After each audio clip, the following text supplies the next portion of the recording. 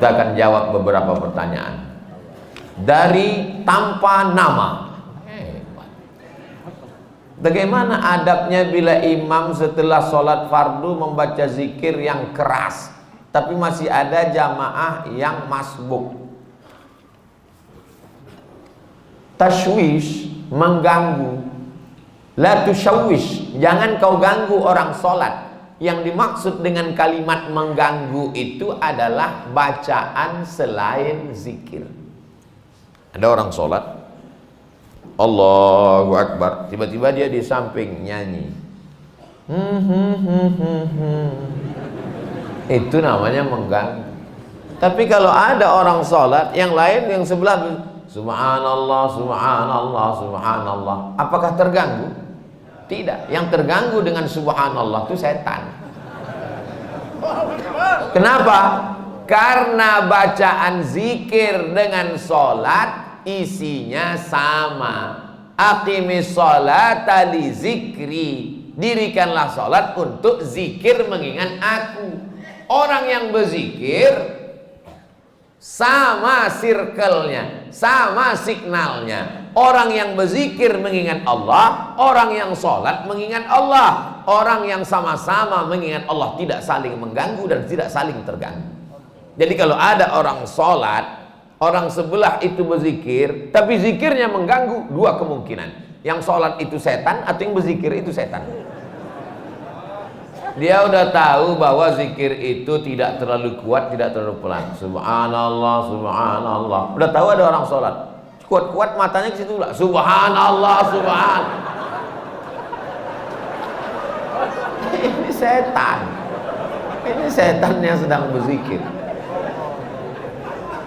Pak Ustadz, zikir setelah selesai sholat itu kan zikirnya sir. Itu menurut mazhab Syafi'i. Zikirnya jahar, mazhab muridnya Imam Syafi'i, namanya Hambali, Imam Ahmad bin Hambal. Menurut mazhab Syafi'i, berzikir itu jahar sementara makmumnya tahu. Kalau makmumnya sudah tahu, zikirnya sir. Maka di sebagian masjid zikirnya sir. Pas imam ditanya, Pak Imam zikirnya kok enggak jahar? Makmumnya udah tahu. Ustaz Somad kalau jadi imam bacanya, saya kalau jadi imam zikir saya jahar. Kenapa Ustaz enggak baca sir? Karena makmum saya ada 3 orang enggak tahu. Yang pertama anak kecil, dia enggak tahu. Yang kedua mu'alaf baru masuk Islam. Yang ketiga orang tua, udah tahu cuman lupa. Maka mereka dikasih tahu. Anak-anak ini pulang ke rumah, nanti ditanya sama emaknya, nah zikir di masjid tadi apa? Tapi kalau saya zikir kuat, dia tahu subhanallah, subhanallah, tapi tidak terlalu kuat. Nggak mungkin juga orang di masjid zikir sampai subhanallah, subhanallah. Kau zikir apa ngamuk?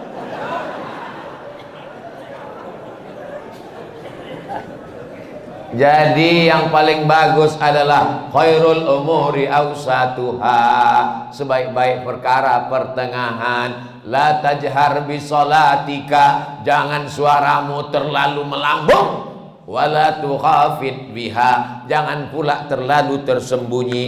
Wabtaghi baina dzalika sabila, carilah jalan tengah. Subhanallah, subhanallah, subhanallah. Ustaz Somad ngomong katanya bersuara jangan terlalu melambung tinggi. Ustaz sendiri kalau ngomong tinggi, saya biasa aja, sound systemnya bagus.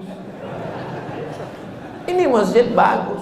Saya dikasih nasihat sama ketua DMI, Dewan Masjid Indonesia. Tolong Ustaz Somad kalau ceramah itu di mana-mana kasih tahu supaya perbaiki sound system. Karena 80% fungsi masjid ada sound system.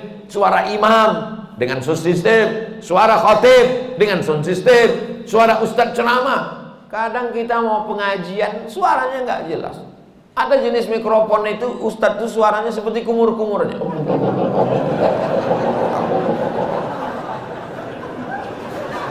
Tapi di masjid Darul Hamid, Baitul Hamid, bait rumah, Hamid rumah orang yang memuji Allah, rumah yang terpuji. Masya Allah, tenang, sound systemnya mantap, cuman agak panas aja dikit.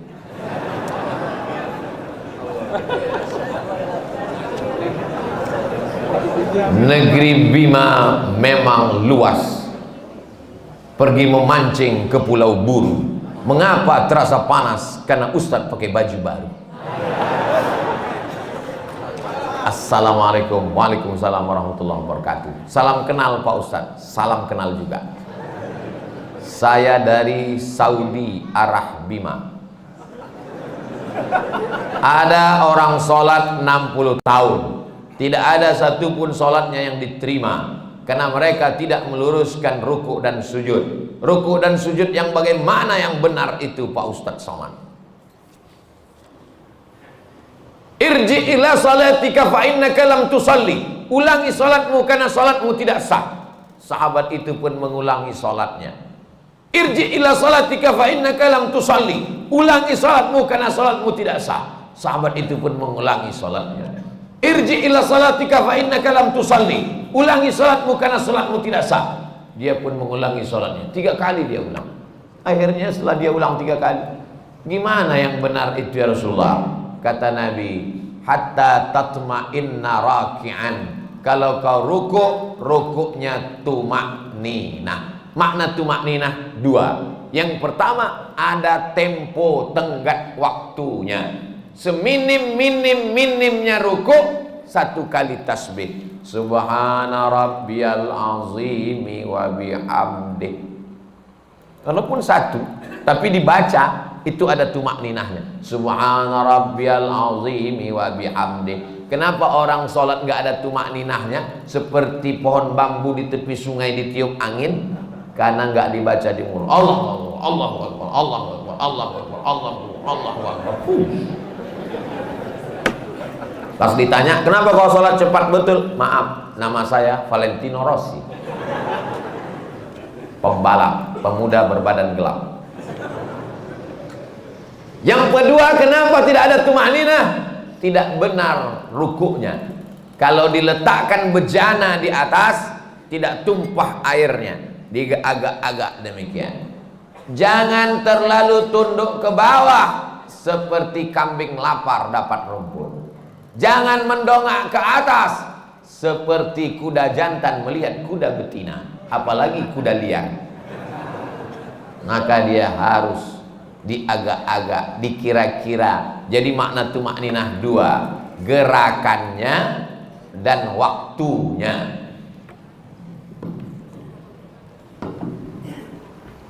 Allahu Akbar.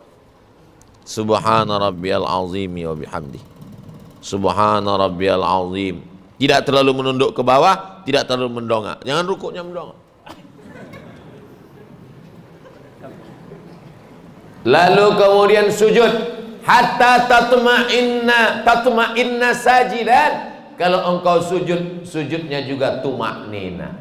Ujung kaki 2, ujung lutut 2, tapak tangan 2, kening 1. Nggak ada orang keningnya 2. Menempel ke bawah.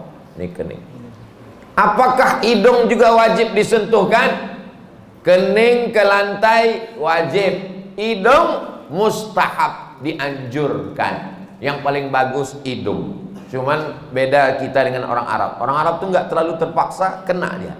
Kita memang agak kita paksakan dia. Mohon maaf, yang besek jangan tersinggung. Ini saya cerita tentang saya nih maksudnya. Jadi masalah hidung kena itu mustahab, dianjurkan. Bagaimana kalau orang pakai peci sampai keningnya tertutup? Ada orang pakai peci gitu. Makanya sebagian orang kadang kalau mau sholat dinaikkannya ke atas. Supaya menempel ke bawah. Afdolnya demikian. Bagaimana kalau ada orang keningnya tertutup? Maka sesungguhnya kain pada bagian tubuh yang menutupi tidak membatalkan sholat. Mana dalilnya? Karena ada seorang sahabat Nabi sedang sholat, dia ambil ujung jubahnya, dia tutupkan ke atas pasir, karena dia tidak mau keningnya menempel ke pasir karena panas, terik, nggak ada sajadah. Sholat dia, pas mau sujud, ujung jubahnya dia sujud di atas. Itu dalil boleh menempelkan ke kain yang menempel ke badan, tapi kurang afdal. Yang afdal adalah menyentuh. Begitu yang diajarkan Nabi. Kenapa orang bisa tasbihnya itu cepat sekali? Karena tidak diucapkan di mulut. Kalau diucapkan di mulut pasti pelan. Subhana rabbiyal a'la wa bihamdi. Subhana rabbiyal a'la. Subhanakallahumma wa bihamdika. Tasbih kita pelan itu karena diucapkan. Subhanallah, subhanallah, subhanallah, subhanallah. Jadi kalau ada bapak ibu lihat ada orang cepat sekali, itu karena nggak diucapkan.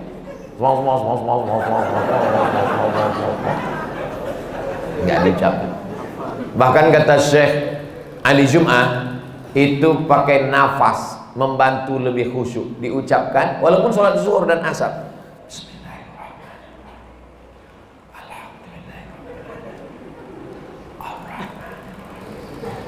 Pakai nafas dan diucapkan. Apakah Nabi itu kalau sholat mulutnya bergerak?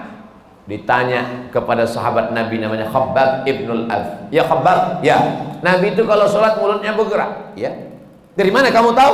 Bittirabi lihiyatih. Aku lihat jenggot Nabi bergoyang. Kenapa jenggotnya bergoyang? Karena dagu dan rahangnya bergerak. Ini ada orang sholat mulutnya nggak bergerak sama sekali. Matanya aja yang bergerak. Sholat apa ini? Ini pertanyaan sederhana, tapi mengkoreksi lagi sholat kita. Yang tidak benar sholatnya karena tidak membaca. Dibaca, qiraah itu artinya membaca. Sedangkan orang yang baca mulutnya nggak bergerak itu namanya mutola'ah. Itu beda dalam bahasa Arab. Kalau bergerak membaca, makanya qiraatul Fatihah membaca. Bismillahirrahmanirrahim. At-tahiyatul mubarakatus shalawatut thayyibat. Assalamu alayka ayyuhan nabiyyu wa rahmatullahi wa barakatuh. Wassalamu alayna wa ala ibadillahi sholihin. Asyhadu an la ilaha illallah wa asyhadu anna Muhammadar Rasulullah. Allahumma shalli ala sayyidina Muhammad wa ala ali sayyidina Muhammad. Sampai fil alamin innaka Hamidum Majid. Allahumma ighfir li ma qaddamtu wa ma akhartu wa ma asrartu wa ma a'lantu wa ma asraftu wa ma anta a'lamu bihi minni antal muqaddim wa antal muakhir. La ilaha illa anta subhanaka inni kuntu minadh dhalimin. Allahumma inni a'udzubika min 'adzabi jahannam wa min 'adzabil qabri wa min fitnatil mahya wal mamat wa min syarri fitnatil masiihid dajjal. Allahumma a'inni 'ala dzikrika wa syukrika wa husni ibadati. Assalamualaikum warahmatullahi. Assalamualaikum warahmatullahi. Tumanina. Kalau tidak ada tumanina, kata Nabi, ulangi sholatmu karena sholatmu tidak sah. Mari kita jaga sholat kita lagi insyaallah. Jangan menjadi pencuri sholat. Bagaimana pencuri sholat? Karena tidak lengkap rukunnya, syarat-syaratnya menurut pandangan ulama fikih. Ada orang sekarang ketika ditanya, kamu sholatnya kok cepat sekali, nggak lengkap. Yang penting hati kita. Ini orang tidak belajar fikih, nggak ngaji. Dan orang seperti ini tidak ada di Bima. Dulu pernah ada tapi sudah meninggal. Assalamualaikum Ustaz. Waalaikumsalam. Berkaitan dengan kirim Al-Fatihah, apakah Nabi ngirim Al-Fatihah untuk istrinya Siti Khadijah? Apakah Nabi ngirim Al-Fatihah untuk Ja'far saudara kembarnya? Apakah Nabi para sahabat kirim Al-Fatihah? Supaya kami paham Pak Ustadz. Jadi ini yang nanya ini, dia mau beramal kalau dilakukan Nabi. Kalau nggak dilakukan Nabi, nggak mau. Nggak apa-apa, bagus. Ada seorang sahabat Nabi, bukan sahabat Abdul Somad. Dia sebelum tidur malam bertasbih alfa uqdah 2000 simpul. Diambilnya simpul tali 2000. Simpul tali 2000. Habis itu zikir subhanallah subhanallah subhanallah 2000 simpul. Sekarang saya tanya, bolehkah bertasbih 2000 kali sebelum tidur malam? Boleh apa enggak boleh? Sekarang balik pertanyaan ini. Pernahkah Nabi melakukannya? Nggak pernah. Kalau nggak pernah dilakukan Nabi, apakah boleh dilakukan? Tadi katanya yang boleh, sekarang nggak boleh.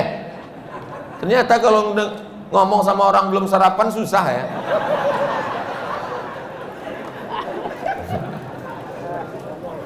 Oke, contoh kasus yang kedua. Ada seorang imam mazhab. Tadi yang bertasbih 2000 kali sebelum tidur itu sahabat Nabi, namanya Abu Hurairah. Sahabat Nabi. Di mana bisa dibaca biografinya? Dalam kitab Syiar A'lam An-Nubala. Siapa yang nulis? Imam Az-Zahabi, Imam Ahlus Sunnah wal Jamaah. Contoh yang kedua. Da'autu lisyafi'i fi salati arba'ina sanah. Saya mendoakan guru saya Imam Syafi'i fi salati, dalam salat saya arba'ina sanah, 40 tahun. Rabbi firli wali walidayya wali Muhammad bin Idris Asy-Syafi'i. Bolehkah mendoakan Imam Syafi'i 40 tahun? Boleh. Sekarang pakai logika ini. Pernahkah dilakukan Nabi? Nggak pernah. Kalau nggak pernah dilakukan Nabi berarti nggak boleh. Ini pertanyaan tingkat tinggi. Apakah mesti disyaratkan, mesti dilakukan Nabi dan sahabat? Puasa Nabi Daud, pernahkah Nabi melaksanakan puasa Nabi Daud secara berterusan? Yasumu yauman wa yuftiru yauman? Nggak pernah. Tapi Nabi memujinya. Apa kata Nabi? Ahabbu saum ilallah saumi Daud. Puasa yang paling bagus adalah puasa Nabi Daud. Nabi tak pernah melakukannya. Jadi sunnah ada 3. Yang pertama sunnah fi'liyah, Nabi melakukannya. Yang kedua sunnah qauliyah, Nabi mengucapkannya tapi Nabi tak melakukannya. Ada jenis yang ketiga, sunnah takririyah, Nabi tidak melakukannya, Nabi tidak mengucapkannya, dilakukan orang lain, disetujui Nabi. Mana contohnya? Sami Allahu liman hamidah, Nabi mengajarkan Rabbana lakal hamdu mil'us samawati wa mil'ul ardi wa mil'u ma syi'ta min syai'in ba'du. Tapi ada satu sahabat bacaannya lain. Sami Allahu liman hamidah, Rabbana lakal hamdu hamdan thayyiban mubarakan fi. Selesai salat Nabi tanya, siapa tadi yang baca alhamdulillah hamdan thayyiban katsiran mubarakan fi? Aku enggak pernah ajarkan. Aku ya Rasulullah. Apakah Nabi marah? Aku enggak pernah melakukannya. Kenapa kamu pandai-pandai buat doa itu? Kau masuk neraka jahanam. Apa kata Nabi? Apa kata Nabi? Ra'aitu bid'an wa salasuna malakan yabtadirun. Aku lihat 39 malaikat turun dari pintu langit ingin mencatat doa yang kau baca. Enggak pernah dibaca Nabi. Begitu juga dengan Allahu Akbar kabira. Diriwayatkan oleh Abdullah bin Umar bin Khattab. Nabi mengajarkan Allahumma ba'id baini wa baina khataayaya kama ba'adta bainal masyriqi wal maghrib. Sahih Bukhari. Allahu Akbar kabira ada juga dalam Sahih Bukhari. Nabi tidak pernah mengucapkannya. Siapa yang membaca itu? Sahabat. Allahu Akbar. Tiba-tiba ada sahabat di belakang. Allahu Akbar kabira walhamdulillahi katsira wa subhanallahi bukratan wa asila. Titik. Wajah tu wajhiyya itu iftitah lain. Selesai salat Nabi tanya, siapa tadi yang baca Allahu Akbar kabira? Ana ya Rasulullah. Apa kata Nabi? Futihat abwabus sama, terbuka pintu-pintu langit, malaikat turun mencatat doa yang kau baca. Ini jenis takriri. Makanya perbuatan kalau tidak dilakukan Nabi adalah bid'ah. Betul kata Imam Syafi'i, kalau dia bertentangan dengan syariah. Selama masih ada dalilnya, tidak bertentangan dengan syariah, maka dia tidak disebut bid'ah dhalalah, tapi dia disebut dengan mahmudah. Sekarang tentang mengirimkan Al-Fatihah kepada orang meninggal dunia, sampai apa tak sampai? Siapa bilang sampai? Memangnya yang udah meninggal tuh pernah ngasih tahu? Alhamdulillah titipannya udah sampai, makasih ya. Imam Ibnu Taimiyah punya murid namanya Imam Ibnul Qayyim Al-Jauziyah. Punya kitab namanya Kitab Ar-Ruh. Sudah diterjemahkan ke bahasa Indonesia 3 huruf, R-O-H, roh. Di situ diceritakan Imam Ahmad bin Ambal lewat di suatu makam. Ada orang baca Quran. Kata dia, berhenti, jangan kau baca. Lalu disebutkanlah sanad-sanadnya. bahwa membaca Quran itu untuk orang meninggal dunia tidak terlarang. Tentang kitab roh ini tidak diragukan, karena ada seorang dapat gelar doktor gara-gara meneliti kitab roh, namanya Dr. Bassam dari Kuwait. Umar bin Khattab punya anak laki-laki namanya Abdullah bin Umar bin Khattab. Dia pesan, kalau aku meninggal dunia, nanti bacakan di atas makamku pangkal Al-Baqarah 5 ayat sampai wa ulaika humul muflihun, dan ujung Al-Baqarah 3 ayat lillahi ma fis samawati sampai habis. Pesan Abdullah bin Umar bin Khattab kepada orang nanti kalau aku sudah meninggal. Berdasarkan itu Imam Nawawi meninggal tahun 676 dari kalangan mazhab Syafi'i, dalam kitab Al-Azkar mengatakan, wa in khatimul qur'ana fahuwa hasanun, seafdal-afdalnya dibacakan sekhatam Al-Qur'an. Kalau tidak sanggup sekhatam Al-Qur'an, likulli syai'in qalbun, segala sesuatu punya hati, wa qalbul Qur'an Yasin, hatinya Al-Qur'an adalah Yasin. Enggak sanggup juga Ummul Quran Al-Fatihah. Itulah dia dalil-dalil orang yang membacakan Quran. Kalau enggak setuju, jangan salahkan orang karena orang punya dalil. Saya enggak setuju, enggak usah lakukan. Yang tidak boleh itu adalah tidak ada ulama satupun yang membolehkan, dia membuat sendiri. Nah, itu enggak boleh. Imam Nawawi, ini Imam Nawawi bukan imam sembarangan. Dia bukan selevel Imam Samudra, apalagi Imam S. Arifin. Imam Nawawi, kalau kita baca kitab pertama Sahih Bukhari, di bawah Sahih Bukhari Sahih Muslim. Imam Muslim muridnya Imam Bukhari.